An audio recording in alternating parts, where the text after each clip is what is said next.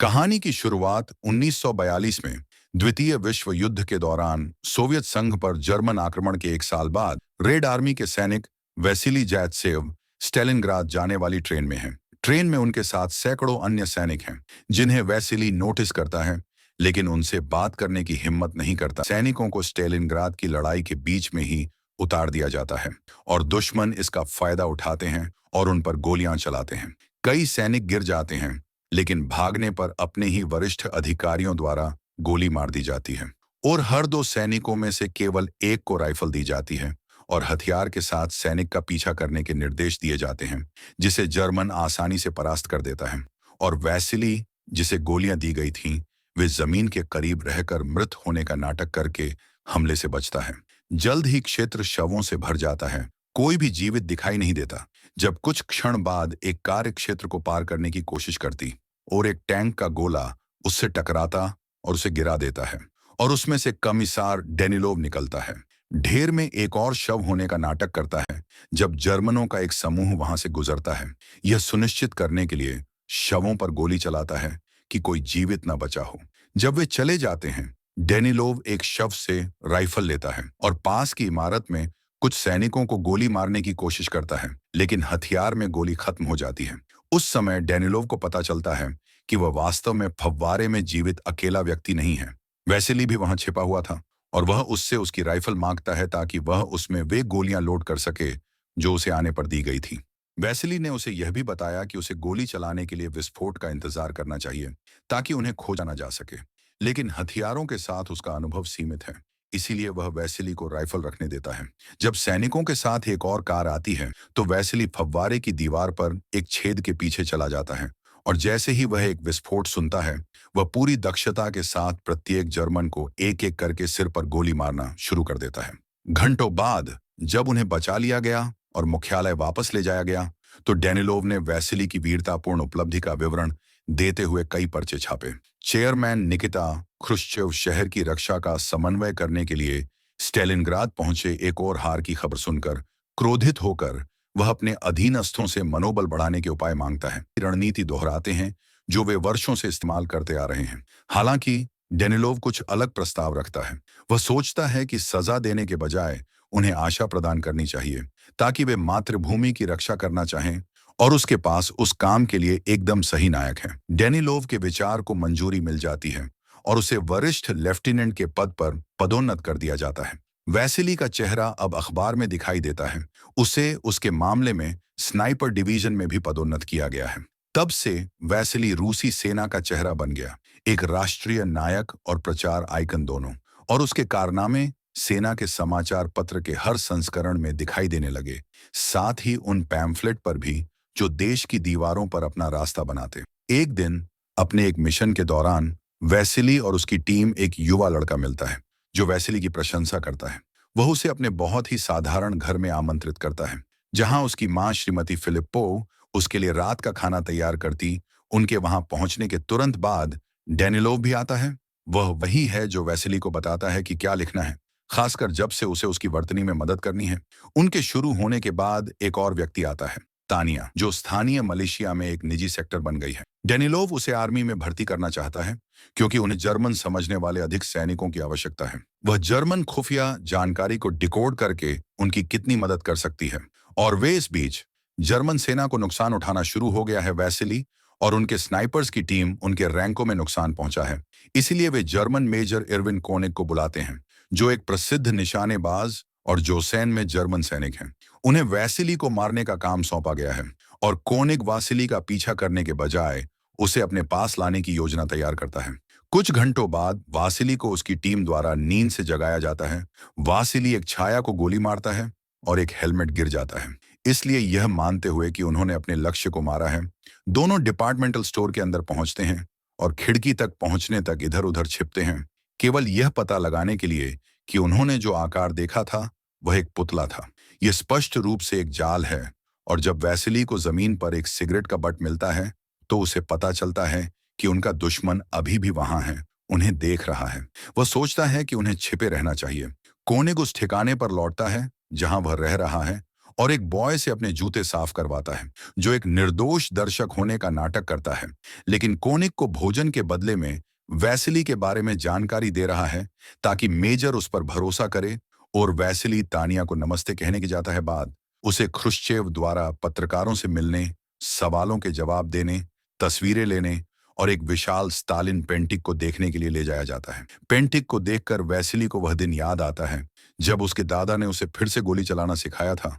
पता चलता है कि वह अपना पहला निशाना चूक गया था और इससे भेड़िया उनके घोड़े तक पहुंच गया खा गया। जब वे फर्श के एक खुले हिस्से पर कूदते हैं तो कोनिक मौका पाकर कोलिकोव को गोली मार देता है, जबकि वैसिली सुरक्षित बच निकलता है। वैसिली और कोनिक के बीच यह लगातार पीछा बहुत लंबा हो रहा है और अधीर ख्रुश्चेव डेनिलोव की पीठ पीछे परेशान होने लग जाता है। और कुछ घंटों बाद वैसिली मुख्यालय लौटता है और उसका मूड अच्छा नहीं है। उसने आज जैसा शॉट कभी नहीं देखा था और सोचता है कि कोनिक को हराना उसके लिए बहुत अच्छा हो सकता है और अगली बार वैसिली उससे एक या शायद उससे भी अधिक कदम आगे होगा, इसलिए उसे चिंता करने की कोई बात नहीं है। लेकिन वह बदले में एक एहसान मांगता है। वह चाहता है कि वैसिली तानिया से बात करे और उसे उस स्थानांतरण के लिए न करण के लिए मनाए। जब वैसिली ऐसा करने की कोशिश करता है, एक ऊंचे मंच से वैसिली और उसका स्नाइपर साथी अंदर प्रवेश करते हैं और पाइप के पीछे छिप जाते हैं, जिसके हिलने से कोनिक को उनकी स्थिति का पता चलता है। जैसे ही दोनों हिलने की कोशिश करते हैं, कोनिक उन्हें गोली मार देता है, जिससे वैसिली अपनी राइफल खो देता है और उसका साथी घायल हो जाता है। वैसिली एक चाकू से रस्सी बांधकर और उसे अपनी ओर खींचने के लिए हथियार पर फेंककर अपनी राइफल को वापस पाने की कोशिश करता है। लेकिन जब वह आखिरकार इसे सही तरीके से जमीन पर उतारने में सफल हो जाता है, तो कोनिक एक आसान शॉट से रस्सी को काट देता है। जब कुछ जर्मन विमान कुछ बम गिराते हुए उड़ते हैं, तो वे कांच की छत को तोड़ देते हैं और कुछ टुकड़े वैसिली के सामने गिरते हैं, जिससे कोनिक को उसका चेहरा पूरी तरह से दिखाई देता है। तानिया मदद करने के लिए उसके पास पहुंचने के लिए उसी पाइप मार्ग से जाने में संकोच नहीं करती है। लेकिन जैसे ही वह उसे देखता है, वैसिली उसे जहां है वहीं रहने और उसकी योजना का पालन करने के लिए कहता है। जिस तरह से कोनिक उसे कांच के माध्यम से देख रहा था, उसी तरह वैसिली ने भी उसे वापस देखने के लिए एक टुकड़े का उपयोग किया है और इसके लिए धन्यवाद। वह उसका स्थान जानता है। वह तानिया से कांच का एक और टुकड़ा लेने को कहता है और उसे तब तक घुमाता है जब तक कि प्रकाश उस पर न पड़ जाए और कोनिक अंधा न हो जाए, जिससे वैसिली के लिए अपनी राइफल को सुरक्षित रूप से निकालने और उसे गोली मारने का रास्ता खुल जाए। वह कोनिक को मारने में सफल नहीं होता, लेकिन उसके हाथ को चोट पहुंचाता है।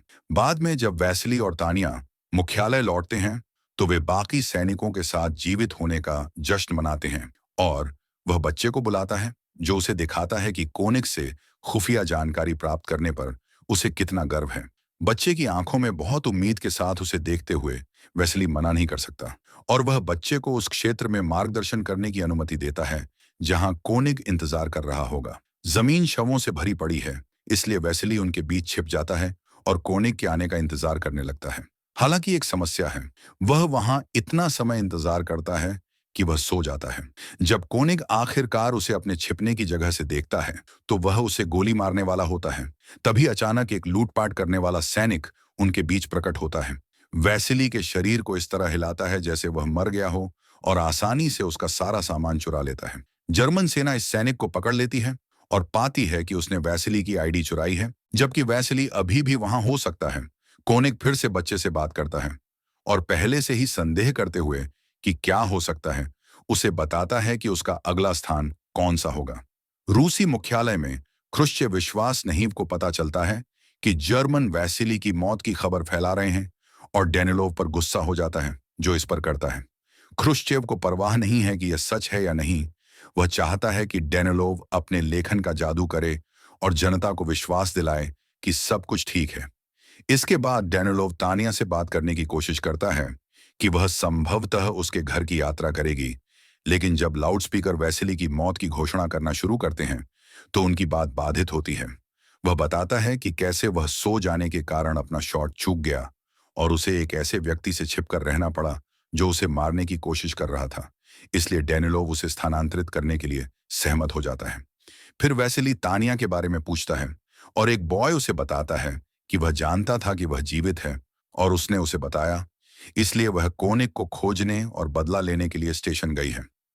डेनिलोव और वैसिली उसे बचाने के लिए स्टेशन की ओर दौड़ और जब वे उसे ढूंढते हैं, तो वासिली और तानिया चुंबन करते हैं।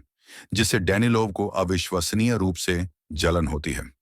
इसीलिए जब वह मुख्यालय लौटता है तो वैसिली की वीरता के बारे में अपनी रिपोर्ट लिखने के बजाय वह दुनिया को बताता है कि वैसिली एक गद्दार बन गया है। उन्हें इस बात की जानकारी नहीं है कि कोनिग ने उन्हें स्टेशन पर देखा है, और अब वह निश्चित रूप से जानता है कि बच्चा जानकारी दे रहा है। इसलिए वह बच्चे को पकड़ लेता है और वैसिली को फंसाने के लिए उसे एक खंभे पर लटका देता है। हालांकि शव को देखते ही जो लगभग इसके झांसे में आ जाती है वह तानिया है, और वह कोनिग के पीछे नहीं जाती है क्योंकि वैसिली उसे रोकता है, कहता है कि वह यही चाहता है। वे एक योजना पर सहमत होते हैं। जब वैसिली उसके पीछे जाता है, तानिया डेनिलोव से एक एहसान मांगती है और साथ में वे श्रीमती फिलिपोव से मिलने जाते हैं ताकि उसे डेनिलोव द्वारा उसके लिए लाए गए विशेष पास के साथ देश से बाहर निकाल सके। श्रीमती फिलिपोव बिना बच्चे नहीं जाना चाहती हैं, लेकिन उसे परेशान भी नहीं करना चाहती हैं। उसे यह बताने के बजाय कि बच्चा मर गया है, वे उसे बताते हैं कि वह जर्मनों में शामिल हो गया है। श्रीमती फिलिपोव उसे इसके लिए दोषी नहीं ठहराती हैं, यदि इसका मतलब है कि वह सुरक्षित है, और उनके साथ जाने को तैयार हो जाती है। नाव के रास्ते में उनके पास एक बम फटता है जिससे तानिया को चोट लगती है।